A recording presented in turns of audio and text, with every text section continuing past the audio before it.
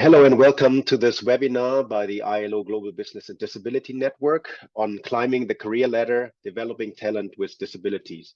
It's really great to have you with us. Welcome to this webinar. My name is Jürgen Menze. I'm a disability inclusion specialist at the ILO, the International Labour Organization, and I'm also the coordinator of the Global Business and Disability Network. I'm a middle-aged white man with a beard wearing a blue shirt today, as I always do, it seems. Before we actually give the floor to the presenters, and we have an amazing group of presenters with us today, very privileged to have them with us today. I just wanted to, for those of you who might not have heard of the Global Business and Disability Network at all, just a reminder that this is a global network of currently 38 multinational enterprises, but also 38 national business and disability networks. And we have one of these national networks with us from Australia today, and a few non-business entities working together to improve corporate policies and practices about the inclusion of persons with disabilities, particularly in employment. And one of the ways we do that, we facilitate the knowledge exchange of good corporate practices through webinars, through conferences, and other means. And today we chose the topic of developing talent with disabilities, because we see over and over again, independent of the geographies, the companies we work with, that it's not easy, but it might be easier to start recruiting persons with disabilities. But what happens when you have employees with disabilities in your company? Where do they go? Do they stay at the level they were recruited at? Or how can we promote their careers? How can we give additional support to overcome the systemic barriers that people with disabilities in general face, and of course employees with disabilities too? So this will be an exciting session today, I'm sure, especially since we have 4 amazing speakers with us. Before I tell you who they are, but you might have read that already, I just want to remind you that you might have seen already, we have international sign interpretation for this webinar, as always. We also have closed captions in English that you can enable through the Zoom platform that we use today. And also you're invited to use the chat to just introduce yourself, say where you're from, or share any practices or initiatives, news you would like to share with the other attendees. For the questions, after the presentations by our speakers, we will have time for questions, and we encourage you to put these questions in the Q&A box. So you should have in the Zoom webinar interface here the option, or it's called in English at least, Q&A, and there you can just put in writing the question you have to any or all of the panelists. So what's going to happen is we have the 4 presentations. We'll start with Amber O'Shea. She's head of strategy of the Australian Network on Disability. As I said, one of the 38 national business and disability networks in the global network. After we have heard from Amber, we will hear from Haider Al-Mansour. He's a diversity, equity, and inclusion advocate at Zain, one of the multinational enterprises in the global network. Then we hear from 2 more multinational enterprises. First from Nestlé, that is Gabriela Burkhardt. She will share her experience as a mentee. And then lastly, we hear from Alex Lane, who is a disability inclusion lead at Accenture. And then, as I said, we'll open it up for questions. So with that said, I hope I didn't forget any important things in this. So I would then already pass the floor to Amber from the Australian Network on Disability to allow her to share the amazing work the Australian Network is doing. Amber, over to you, and thanks for joining us today. Thank you, Jürgen, and good morning and good evening, everyone, and good day from Australia. So as mentioned, my name is Amber O'Shea, and I'm the head of strategy with the Australian Network on Disability. My pronouns are she, her, and I am a Caucasian female with blonde hair in a ponytail. I'm wearing a pink and blue spotted shirt today, and I have the privilege of sharing with you 2 programs, career development programs that we're running in Australia. So I've titled this the Career Development for People with Disability, so I can really talk you through some amazing initiatives that are happening. I'm very open to questions and hoping to connect as well, so put any questions in the chat. I first would like to do an acknowledgement of country and acknowledge the Indigenous Australians as the traditional custodians on the land in which we meet, and acknowledge their continuing connection to land, sea and community, and pay my respects to the people, the cultures and the elders of Indigenous communities past and present. Just a little bit about Australian Network on Disability. So you're aware, we are a membership-based for-purpose organisation. We're 23 years old. We were founded in 2000, and we are a business network of 450 employers. So that's private, public and not-for-profit sector. Our team of employees are 52 strong, and approximately 50% of our team are people with disability. Our purpose is to advance the inclusion of people with disability in private, public and not-for-profit business, and we support organisations to advance the inclusion of people with disability. We truly believe that people with disability should have the same life choices and economic opportunities as others, and so we help our members to welcome people with disability as employees, customers and stakeholders. We offer a lot of services at the Australian Network on Disability, so I just wanted to show you a journey of how we get a job seeker to become an employee, to become a leader, who will then become a director. So our hope and our aspirations are that people with disability are seen as those skilled contributors in an organisation and are not stuck in entry-level roles, but move throughout an organisation. The coloured areas here is talking to the programs that we have, those bubbles, the orange and red ones are programs that we offer, and the red ones are what I'll talk through today in terms of board governance programs. But essentially, a job seeker will learn key employability skills, and we'll help them to do that by gaining internship experience or mentoring experience. We'll help them find a job, hopefully with one of our disability confident employers, get that career development plan drafted and passed, and then get them into leadership positions, and then looking at governance if they are interested, so they can be represented top down throughout an organisation. The one program I'll start with is called the Disability Observership Pilot. So this program is a program that we've created and partnered with the Observership program. And essentially we wanted to create a disability talent pipeline into the Observership program, which is already established in Australia. And that's begun to create a passionate and motivated community of future leaders. So the program itself was very much focused on connecting leaders aged 25 to 45 to observe a not-for-profit board in Australia during one calendar year across January and December. And then they're also offered short governance training sessions. So essentially they get to shadow a board and observe what they're doing. And they weren't being able to connect with any people with disability coming through their programs. And so our task was, how do we open this up and get these talented individuals to participate in this program? So we identified and removed unintended barriers that existed for people with disability in the application process, as well as throughout the life of the program.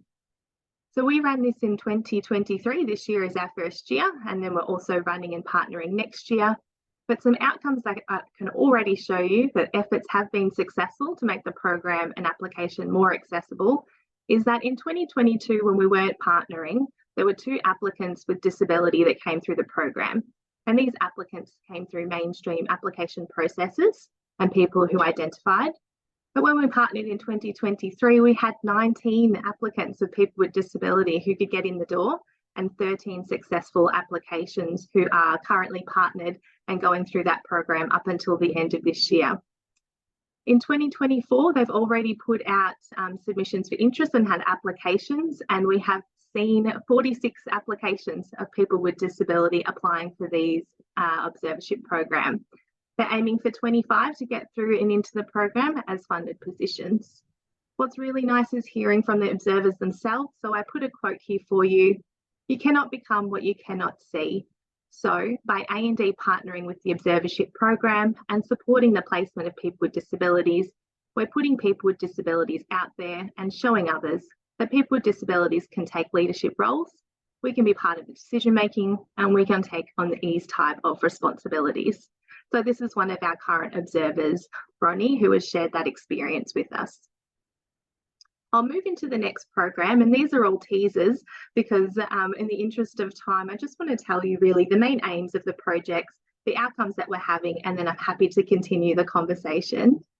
But this one is called Directing Change Scholarships, and it provides 15 full fee scholarships per year to people with disability to participate in a governance course with the Australian Institute of Company Directors. And just to note, it's a 3-year project, and we have just finished or are coming to the end of year 2 and starting year 3.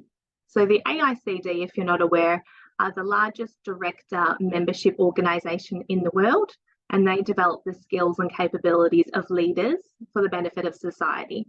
So if you're a budding board director, often people will do board directorship courses through the AICD. So who better to partner with than those educators that are enabling those skills? Successful scholars are also in our program matched to a mentor, and that mentor is a board director, so very high mentoring opportunities from senior levels, and for 8 months as well, a very significant period of time. They receive 1-year membership to the AICD, which means they get to tap into the network, collaborate and connect and go for those opportunities for board roles beyond the program. And additionally, participate in workshops to support career and leadership development. So again, another networking opportunity there. So the key data that I can share with you from year 1 and 2, which is very exciting, and what it's telling us is that, oh gosh, is there a lot of demand for these programs. So 235 people with disability applied for this scholarship in 2022. And then this year we had another 141 people with disability apply for the program. So we know there's demand for programs like this. We were able to offer 22 scholarships in year 1 through our funders, and 15 scholarships were offered in year 2. As a statistic that I can share from the success, 32% of the year 1 scholarship recipients were successful in obtaining a board role 1 year after the program finished. So after year 1, those cohort already 32% of them had received an ongoing board role, and they're a mix of paid and unpaid board positions, to note that one. So very exciting programs happening. We have a very specific focus on leadership development. And so we're really keen to get top down in organisations and make sure people are developing the policy and direction of organisations, so we're representing the society that they're serving. So I'm happy to be connected. My details are on the screen. Here's my email, and I can put it in the chat for you as well, my phone number, my LinkedIn. And just to know as well, for anyone in Europe, I will be in Ireland, Geneva and London the first 2 weeks of November. So feel free to reach out so we can get a coffee and catch up and keep discussing further, because collaboration is key in this area. So thank you so much, Jürgen. I'll pass back. Thank you so much, Amber. And I already will reach out to you for a coffee for sure, because I think what you presented is really insightful and interesting. I think the fact that you open up mainstream programs, I think that's one of the key messages I would like to also highlight here to those who are listening, because oftentimes we still see many disability specific programs or initiatives, which in itself is not wrong, but we'll never get the number of people in specific programs, rather than making mainstream programs like the observership program or the work you do with the Australian Institute of Company Directors is great. So thanks for sharing that. I'm sure there will be questions. If not from the audience, I'll probably have some questions for you. So thanks, Amber. And yeah, looking forward to meeting you then when you're in Europe, and hopefully some of the attendees will also be able to join our global annual conference of the Global Business and Disability Network on the 14th and 15th of November in Geneva. Now, after Amber, we'll hear from Haidar Al-Mansour. He's a diversity, equity, and inclusion advocate at Zain, and he will talk about Zain's GROW program. Amber, I think you need to stop sharing your screen. Sorry. There you go. Okay, great. Hello, everyone. Thank you, Jürgen, and thank you, Amber. This is Haidar Al-Mansour. I am a white male that wearing the Kuwaiti national address, which is the Dasha. I am here to represent Zain group and to talk more about the Zain Grow program. I want to start with the I want to start first to talk about more to talk about our WeAble initiative. So WeAble, it's our Zain Disability Inclusive Initiative, and under its initiative, WeAble Zain has committed to becoming a disability inclusive and equal opportunity employer. So to support these targets, the company will increase the employment of people with disability to ensure all trainings program are disability inclusive, ensure all Zain operating location are accessible. So it's not just a physical, digital, and all aspect of accessible. Last but not least, to identify and implement assistive technology that will enable employees to with this ability to independently complete their task. So this we started this initiative by our vice chairman and with his vision and our chief Mariam Saif. Moving on to the next slide. So aligning with this target, we come up with this program, what we call a GROW program. So a GROW program, it's a development program for fresh graduates with disability to prepare them for the market, to give them the necessary skills to enter the market and to prepare them for the corporate life. So we operate in different 7 countries. So around these 7 different countries, we had different, let's say, people with disability from 7 countries, from Kuwait, Iraq, South Sudan, Bahrain, Jordan, and KSA. So we started this program in 2021. So far, we have 40 trained and certified employees, or fresh graduates with disability. Out of these 40 candidates, we hired 15 candidates with a permanent job. So basically, what we do, we train these candidates.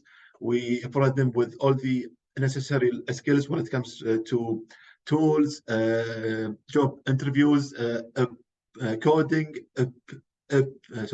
programming, all the necessary skills that they need to join Zain. We provide them with these skills. So the best candidates, we offer them a job, like a permanent job within Zain. So far, out of these 40 candidates, we hired 15 candidates, and we covered more than 12 topics.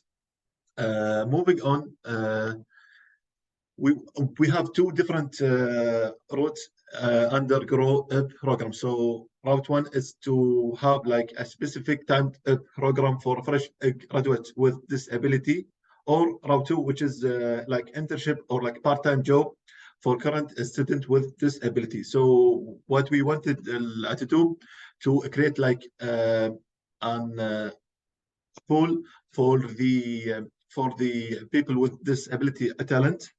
So we wanted to start it like, since they are still studying at the university, to provide them with the, let's say, with the internship, with the part-time job, so they can start their journey very early.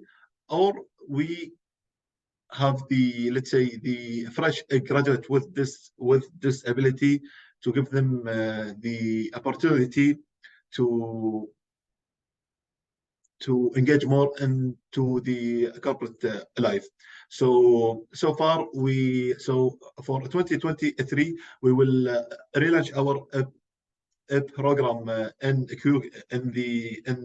quarter 4, which is October, November, and December, with like a new batch. So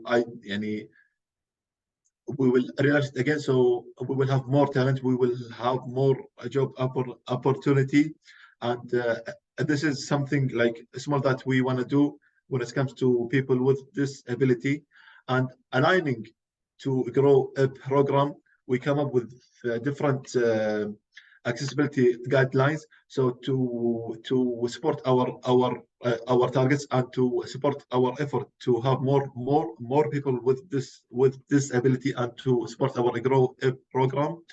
We created different guidelines to support our efforts. For example, the self-assessment checklist, the WeAble guidelines. So for example, the self-assessment checklist and the physical accessibility framework, it will help us to have more physical accessible workplace, to make sure that we are aligning with the international measurement when it comes to all aspects of physical accessibility.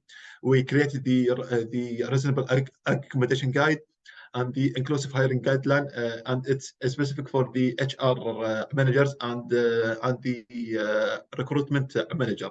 So all these are supporting our targets and to take it to the next level. So we are just we are not just saying we are hiring people, we are hiring them, and we are providing them with the necessary tools. We are providing them with the best environment, and to really say that we are an inclusive workplace. Thank you for listening. And these are let's say pictures and photos for the different batch of grow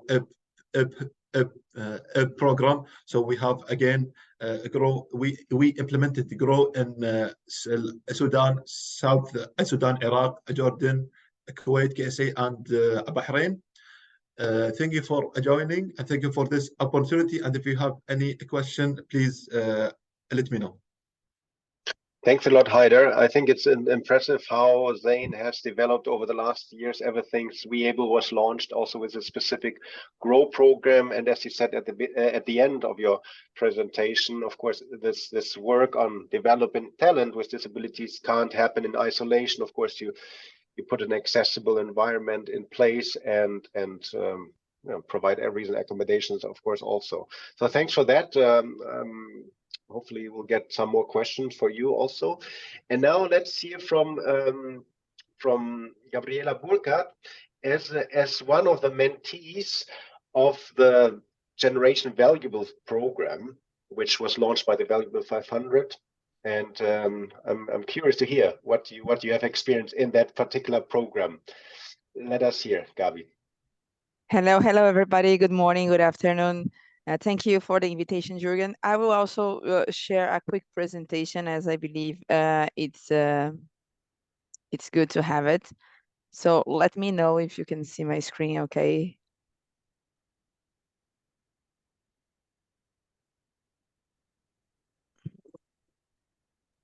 Sharing my own screen, so please let me know. Your desktop is visible. Yeah, now it's coming. Yeah. Is it coming as a presentation? Not really, right?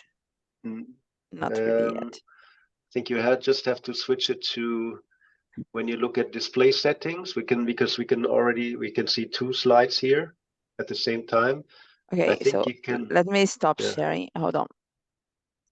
I have 2 screens, so sometimes technology still showing my other screen. So can you see one screen, or no? You can just screen myself. You can just see myself. Right now we can just see you, not the presentation. Okay. I'm very used to Teams, so let me do it again on.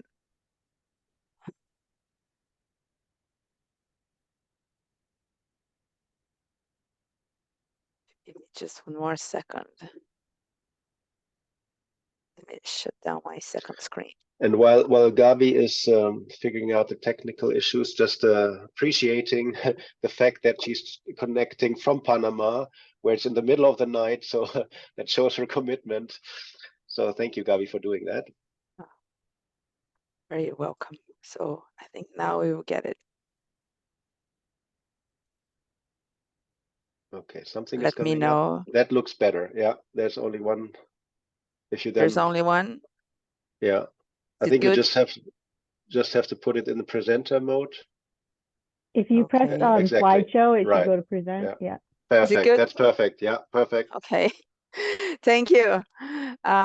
Learning from Zoom. So thank you everybody from being here. I think that I have to bring my presentation a lot more personal. So I am Gabriela Burgard, Italian Brazilian, living in Panama. I am a white female in my mid-30s, curly hair, a lot of energy. My pronouns are she, her, hers. So here I will share a little bit of my brief story and why I'm part of this program, why it is so important for me, and why organizations need to talk more and more about disability inclusion. Oh, I have a background in business administration, international business, and I work with D&I today at Nestle. My passion is really to travel, to see the world, to really have the different cultures and bring everybody together. I also love beaches. I am in a good spot here in Panama all year long, summertime, and I have 2 little ones that I'm very proud of. Some of my background when it comes to work here, the idea is not to pass my resume, but just to give a glance of who I am. So I am today the global D&I manager for Nestle. I work for Switzerland, based in Panama. I have also a background in business in the past 17 years, working as a global procurement for Nestle. Also being working in banks such as Citibank, Credit Suisse, CHS, Macquarie, being on the trading floor and also on the commercial areas of Cargill, and also very, very engaged into the cause of disability. So you can see here that I'm part of many committees, ILO, Disability In, Value 500. I am also the pillar lead for our ERG, our employee resource group here at Nestle, call it Thrive, which takes care of people with disabilities, critical illness, caregivers, and mental wellness. So I'm very, let's say, a big advocate on that space. And why am I a big advocate in that space? So who is Gabi? So I am ADHD. I was diagnosed very late in my journey. So I was diagnosed when I was already an adult, and when I got diagnosed, most of the things that I have faced by hyper focusing, by some things related to not be able to, stand still in the classroom or do boring tasks on repetitive tasks, they started to make a lot of sense for me. So at the same time that I wasn't expecting the diagnosis, when it came, it was also a relief, because then I could really understand why I was behaving in that way, and also to work to get better, to work on strategies that if I know that, if, for example, I may promise you something, if I don't take note, I may forget. So now that I know, it's a lot easier to deal with that, but also because it's a kind of an invisible / non-apparent disability, I could always, or most of the time, hide it. So I hide it with the fear of the stigma, with the fear of having my let's say my career somehow labeled and stuck by that. So many times I was suffering silence. Maybe I needed like an accommodation or a special headset, or if it was like an open space, I wasn't saying anything because I didn't want to bring that quote unquote special need and to be seen as different. But at some point it started to hurt, and I started to say, well, I need to do that. And I ended up going to Nestle, and I understood that the environment after a while, even during the interview, I didn't disclose because I really want the job. And I knew I would be capable to do, even if I struggle in some areas. So afterwards, I understood that the environment was okay to disclose, and I made my disclose even very public in a global webcast. And that empowered me, you know, to not think about that. So, okay, that's fine. That's one part of me, but there's a lot more. And now I can flourish, and now I can really defocus on that and really focus on what matters, which is great. I can really bring my whole self to the work. But if that was not enough, I had an experience during my pregnancy, you know, 6 years ago, when I had a problem and I became blind fully, both eyes, in 3 days. And also that complete different experience brought me another perspective of, oh, should I continue my life if I wasn't born like that? What are all the challenges that people with disabilities face? So I have to learn from scratch, you know, how to navigate my own house, how to eat, how to do like really basic things before even thinking about returning to work at that moment. So for me, it really opened my eyes to disability inclusion, to accessibility, or to the lack of accessibility, digital accessibility. So I was using a lot of tools, Cortana, VoiceOver, you know, Be My Eyes, well, you know, a lot of apps that I learned on the process. And then I said, you know what? I also want to come back to the work because this is an important part of myself. And at that time, I already had a job, an international job, where I was managing Brazil, US, and I had a great team, and I had a supportive team, which made a lot of difference. But they were not so ready because I was the first one. So I remember one of my bosses saying, Gabi, you know, stay on sick leave as much as you need. And at that time was really a turning point for me to say, well, you know what? I am not sick, I'm blind. And I may not get better, you know, and we will need to overcome that, and we will need to learn together how to make it happen. So this was a very good insight for me that, you know, the society, the corporations that are not necessarily ready for that, but if we don't talk about that, if we don't bring those topics to the leadership, they never will. If they don't have anyone there, how are they going to know what are the challenges or what are the things that we suffer on a daily basis if they don't have anyone there like informing them? And like moving forward, I was also, I don't want to make about my story, but it's important to understand who I am today. So I had COVID, I had a bad time in 2020.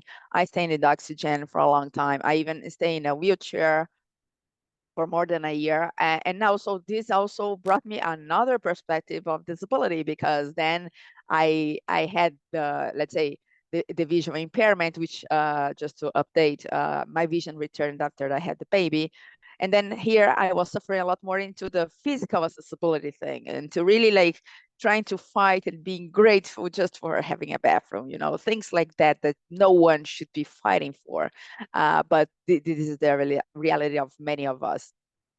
And well, and then for me, this lived experience really gave me an empathy and a passion to work with D&I, human rights, and really drive disability inclusion into another level. And that's the reason. Well, now today I am a panelist in many venues. So I see Leslie here. So I was in Disability in July, speaking about best practices. We got some awards. Even here last year I was speaking with Jürgen about neurodiversity.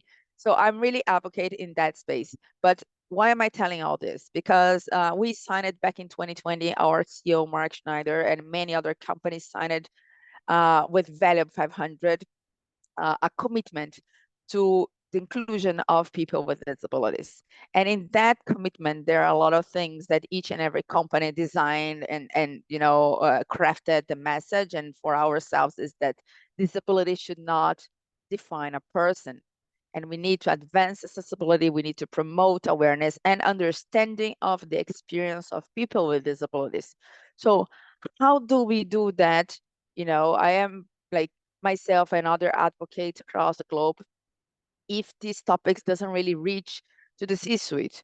So back last year, Value 500 launched Generation V, which is out of these 500 companies, 75 companies pick it up one person to be, let's say, quote unquote, the new C-suite of the future.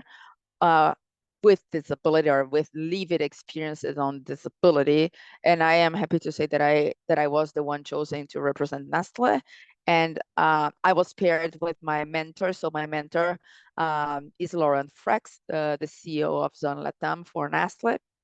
And together, we get together on a monthly basis where I bring the topics that I would like to advance in the agenda. And of course, I'm also taking advantage of my current role as DE&I to look at, okay, what can we do, not so much for my personal, let's say for my personal development. Of course, this is important and we share a lot, but I'm also all the time trying to look into a broader perspective, into saying, okay, I'm not here specifically for me, but how can we drive this agenda? So for example, our CEO, Laurent Frex, was the first one to put a KPI on disability, on people with disabilities for LATAM. We are such a big company, roughly 300,000 employees. So everything that we do as a pilot, we do, in the regions where people are more willing to do. So it's glad to have him as a mentor and to have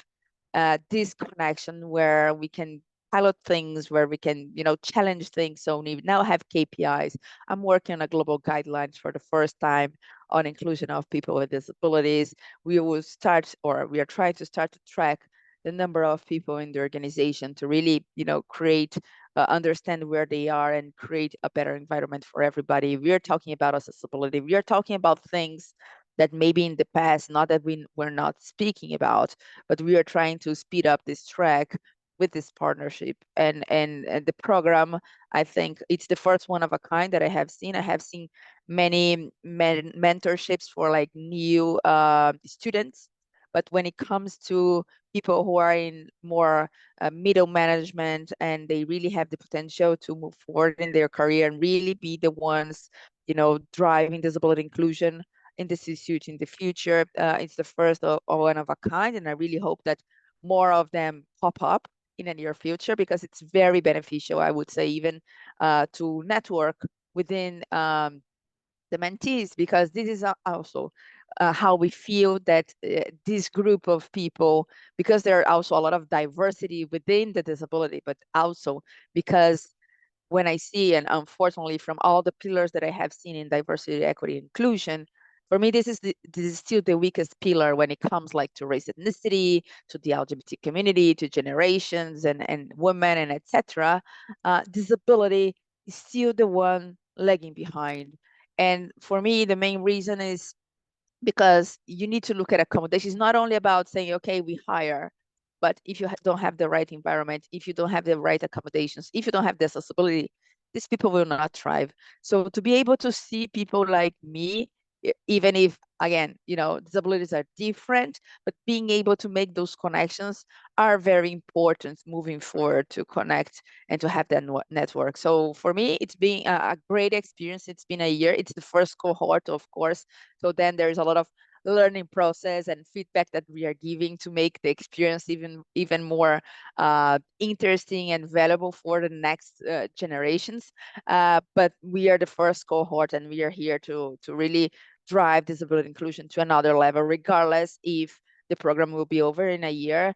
We will still have that quote unquote badge and let's say the compromise to make it happen. So it's very important. And this is not about the company. Again, we have within Nestle many mentorship programs, many reverse mentoring programs and things like that, not related to disability, but I mean, in general. But to have something more structured and above the companies, it also brings different perspectives. So I think it's super valuable. I'm very happy to be part of, and I look forward to see how this is going to unfold. So here I leave my contact. So as I said, I'm based in Panama. I fluctuate between Panama and Switzerland. So send me an email. I will be also in ILO in Geneva 14-15. So if you want to grab a coffee, happy to do it. I will be there as a panelist as well. And thank you for the opportunity. I hope you had enjoyed to hear a little bit of my experience, my story, and how the program is unfolding right now. So thank you so much.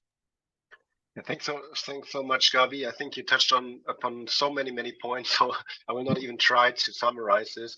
But we also got a very important question from one of my colleagues, actually in the ILO, which we'll put to you after the presentation we get from Alex. But just a few points I think that I would really want to highlight just before we pass the floor to Alex Lane from Accenture. I think the fact that when you have and had multiple disabilities, I think that's important again to highlight that sometimes we need to remember that, it's like not this single issue thinking that we need to think like have in our mind, but also addressing disability from a very heterogeneous standpoint, the different disabilities that a single person can have, in addition to the other all intersecting identity, being a woman, being of a specific race and so on, but also having several disabilities and how they need to be accommodated to be successful at work. I think one point I also want to stress that you said, look, if we don't speak up as person with disabilities, how can management know? That is true, of course. At the same time, I want to put pressure on management to put systems in place that makes it easy. It's never easy, I get that, but makes it easier for employees with disabilities to feel that there's trust in the organization, that somebody with a disability can self-identify and say, look, I have this and that issue. How can the organization support me? And you mentioned the global annual conference of the Global Business and Disability Network mid-November, just before the session on developing talent, in which you will be again a panelist. We will actually have a session on trust and self-identification, because I think these issues of who actually is an employee with disability in the company, in the organization. For some, it's obvious because there's no way not to hide, so to say, the disability. For others, the disability is not visible. So the whole issue of self-identification, and then also using the affirmative action of companies like mentoring programs for mid-level managers is definitely interlinked and good. And I just want to say, look, this mentoring program, the Generation Valuable that Gabi benefited from in Nestle. Of course, you don't need to be a member of Valuable 500 or the Global Business and Disability Network to do that. If you come from a company listening in right now, just think about how you could do that, how you link employees with disabilities with top managers, and give them this opportunity to exposure. So thanks so much, Gabi. I think it's always good to bring it back to the human level. Systems, policies are all important, but I think hearing directly from a colleague with disability what the journey has been, the challenges and opportunities, and what helped and what maybe didn't help so much is really appreciated. So now, thanks again, Gabi, and we'll pass the floor to Alex Lane, the disability lead in Accenture. Alex, happy to have you with us. The floor is yours. And let me just, sorry, just need to make sure you can use your camera again. Here you go. Okay, I think I'm on. Can you see me okay, Jürgen? Great, yeah, all good. Fantastic, thank you. Well, firstly, thank you very much for inviting me and Accenture to participate in this webinar. My name is Alex Lane. My pronouns are he, him, and I'm a member of Accenture's Global Inclusion and Diversity team. I'm accountable for our disability, inclusion and neurodiversity programs. I've also been highly involved in the mental well-being movement for the past 8 years, following my own challenges with depression. As a very brief visual description, I'm a white middle-aged man. I have a shaved head, a short brown beard, and I'm talking to you from my home here in Essex in the UK. And I'm delighted to share some of my thoughts and insights about our Abilities Unleashed program that's focused on developing future leaders. So let's get into that. So Abilities Unleashed, we ran first 3 years ago as a pilot, and it's Accenture's global 7-week virtual program to develop individual skills and confidence as future leaders. The program is primarily aimed at persons with disabilities. The virtual nature of the program has been received well and has enabled us to reach a truly global population. The focus of the course, I think this is important, is not about disability, and it's not based on a set of assumptions about the types of skills that persons with disabilities need to build to be successful here. It's our view that they're already incredibly talented. Rather, the program focuses on helping participants to better understand themselves and what drives them, to define and explore various ways that they can continue to bring great value to the organization, to learn how to better engage and to activate their networks, and importantly about building the confidence to define really stretching career ambitions and to enter into confident conversations with people that can support them on that journey. So in short, the skills being taught, the exercises conducted would be relevant and valuable to any aspiring future leader. That said, one of the main differences with Abilities Unleashed is that the cohort is comprised almost entirely of persons with disabilities, and the coaches and the session hosts are also largely persons with disabilities too. The feedback from our participants has confirmed how relevant, personal, inspirational, and valuable this approach has been. The hosts, coaches, and participants are able to share their experiences in a safe place, in a safe environment, and able to learn from each other and to explore similar challenges that they may face both in life but also in the workplace. So let's look at how we identify our participants. I think it's important that in any such global program that you must engage with your global and your local legal teams to ensure that the invitation approach that you have doesn't contradict local laws on data privacy. So for example, we don't create a target list of individuals based on self-identification data, but rather we position the program through our available communications channels as being aimed towards persons with disabilities and disability inclusion champions. We don't ask people to disclose any disability. We do, of course, make sure that all participants are specifically asked about any accommodations that may support them in having the most effective learning journey. Our faculty plays a really key role in the success of the program. As I said, they're almost entirely comprised of persons with disabilities too, and we reach out to our ERGs and network leaguers around the world. We also reach out to known senior leaders with disabilities to engage them for their support. The willingness of people to get involved, I think, is one of the things that's really struck me this year. And as we plan for next year, we're already having people stepping up and stepping forward to want to be involved. The first-hand experiences that our leaders have and the energy and the inspiration they bring as both leaders and role models has been phenomenal and been really valued by all participants participating in the program. Additionally, feedback from the faculty team themselves is that they get just as much out of the program as the participants by learning and growing with the experience of coaching and being inspired by the range of future leaders. Over a 7-week period, our participants are invited to a weekly series of topic-based learning sessions and given reflection exercises to deepen their thinking after each section. Action really is the key here. Participants engage in sessions supported by both internal and our external experts. The first really focuses on developing positive reinforcing self-affirmations, which they will use as part of their journey. The second focuses on purpose, which is supported by Thrive Global.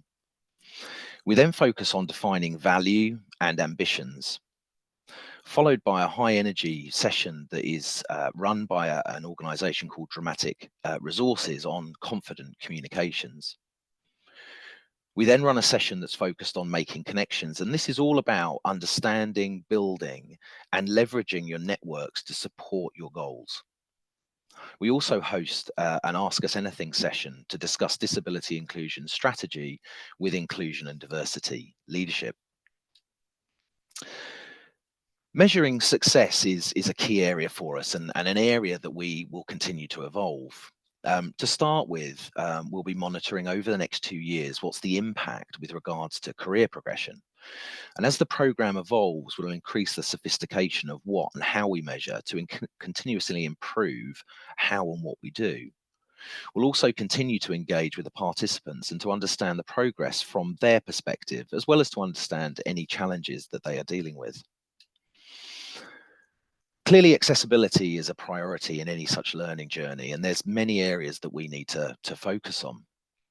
We make sure that we're asking people to let us know of any accommodations that would benefit them ahead of starting the program itself.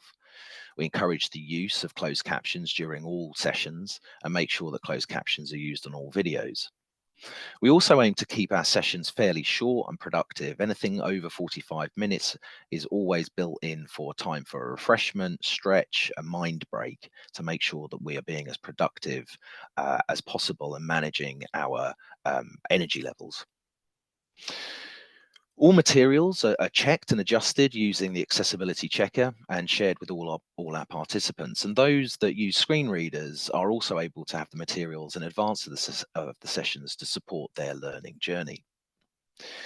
We also provided an American Sign Language interpreter to support one of our participants. And that said, if any other language interpreter had been needed, again, we would have provided the accommodation and support to do that.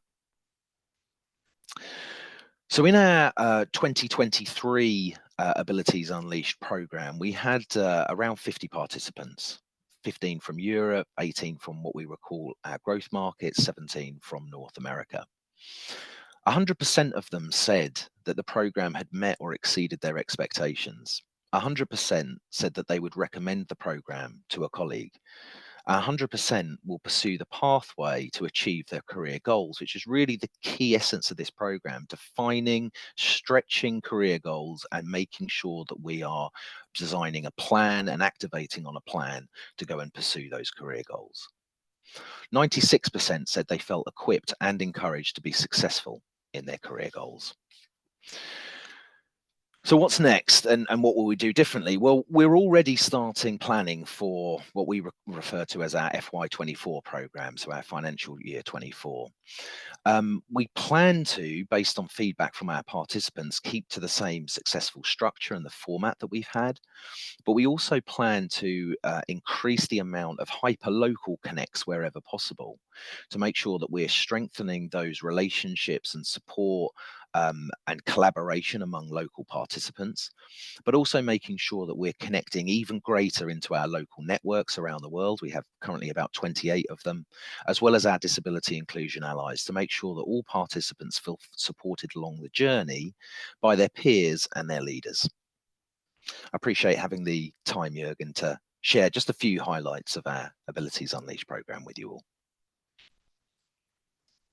Yeah, thanks so much, Alex. And I think it's great also at the end, you also said how many like the percentage of people happy with the program. That's important, right? Because we could talk about the programs, but in the end, we need to see that those benefiting from the programs, or we think benefit from the program, actually benefit and feel it's useful. So thanks so much. And also explaining all the accessibility and accommodations you put in place to make this program such a success. Now we have some 7 minutes left to address some of the questions we got.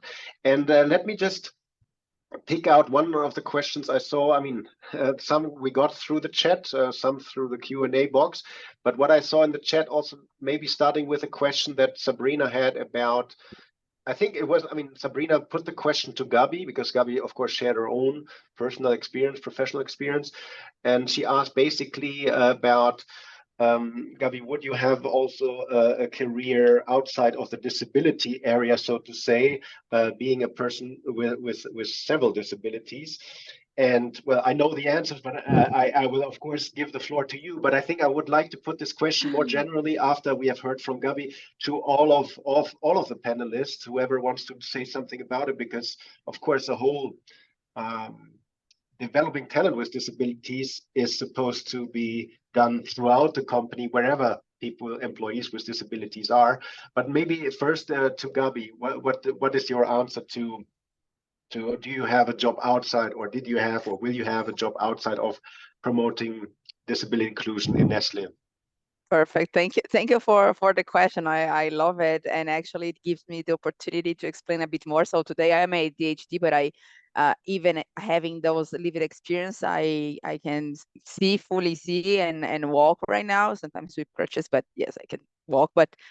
But the thing is that I always had other jobs that are not related to diversity, equity, and inclusion. Actually, within diversity, equity, inclusion is not only disability. And I even had my global roles in the commercial areas and big multinationals, and even at Nestlé's global procurement. But I felt that after everything that I've been through, I became such a strong advocate that I myself started to look for it. So I don't come from HR, I come from business, and I made my path to D&I up to a level that I was invited to join the global team as D&I. So it means that in the end, it was my career decision to go and to spread the word and to spread what I believe in the global D&I team at Nestlé. but I don't even know what's going to be, let's say, I'm in a mission, what's going to happen afterwards. Maybe I will be back to the business, maybe I will continue in the D&I. So it's like, it was never, let's say, a point of discussion, but a lot more into what I have seen from other people is that when you have those lived experiences so strong in your life, you feel that it's a mission to talk, to share, and to spread the word across disability inclusion and inclusion of everybody, to make everybody bring their whole selves to the work. And today, this is not my job, but this is my mission. So I'm always looking to do that, but it's not because I didn't have an option. It's the opposite. I forced myself into this field because it wasn't my field of experience in the beginning. But thanks for the question. Yeah, thanks for the question, Sabrina, and thanks for this the insightful answer, Gabi. Because just also to say, when I work with the focal points in the member companies of the Global Business and Disability Network, there are others who come from other parts of the company, and out of their own commitment, out of their own interest, they end up, so to say, in working diversity, equity, and inclusion. But as you say, Gabi, not because you didn't have any other options, but you really believe in it and you want to push that in your own company. And now, as I said, it would be interesting to hear also from the other panelists how they see this siloing, so to say, employees with disabilities on disability-related topics. Amber, I see you're nodding. You want to go next on that question? Amber here. Thanks, Jürgen, and thanks for the question as well. So what I thought I might talk to is the fact that we work with program participants, which are people with disability applying for internship positions, and how we see that across our network. So definitely there are those who are very passionate, who have disability, want to work in the disability sector, use their voices, as Gabriella mentioned. But the internship positions and placements that we have are across so many different sectors and industries. So we have people, lawyers, we have data analysts, people going into learning and development, people managers, we have miners, we work with BHP, so fly in, fly out roles out in Western Australia. We have graphic designers, researchers. So absolutely, I think the options are there, and it's just connecting the two. So making sure employers advertise their vacancies in an accessible way, make sure their recruitment processes are accessible, and then matching them to the talent that want those positions. Thank you. Oh, sorry. Thank you, Amber. And yeah, thanks again also for clarifying, you know, that these programs, of course, they address any industry really, and you just quote unquote have a disability and then you pursue your career. Just seeing if Alex or Haida want to say anything on that too. Otherwise, feel free to take the floor if you want. Otherwise, I already dropped it in the chat. For those who want to come to Geneva, of course, you're more than welcome to join our global annual conference on the 14th and 15th of November. If you can't come to Geneva for whatever reason, we have online modality, so you can connect online, where we will again address the issue of career progression, developing talent with disabilities, but also, as I mentioned, self-identification and trust, but other issues like artificial intelligence, a green transition inclusive of persons with disabilities. So hopefully we have, with this like teaser, we have also made you more excited to come to Geneva potentially. Some of the panelists will be there, so you can meet them in person if you're also in Geneva. For now, I just want to say thank you again to all the panelists, Amber, Haider, Gabi, and Alex, and of course also to the international sign interpreters, Yesha, and sorry, what was the other one? Clark, if I got it correctly. And also my colleague Aria, who helped in the background with setting up this webinar, organizing all the logistics of the webinar, and for you, of course, for making time to the attendants to listen in today and share your questions. I know we couldn't address all of them. That's unfortunately the nature of these webinars. We always run out of time, but it was really great to see so many of you online. We will put the recording of this webinar on the website of the Global Business and Disability Network. And if it's the first time connecting to such a webinar, we encourage you to sign up for our newsletter or follow the Global Business and Disability Network also on LinkedIn, so you don't miss out on future opportunities like webinars and conferences. Thanks so much and have a good day. And Gabi, go to bed, I hope. It's very early in Panama. And Amber, you have a few more hours left in Australia. So thanks so much and see you next time. Bye-bye.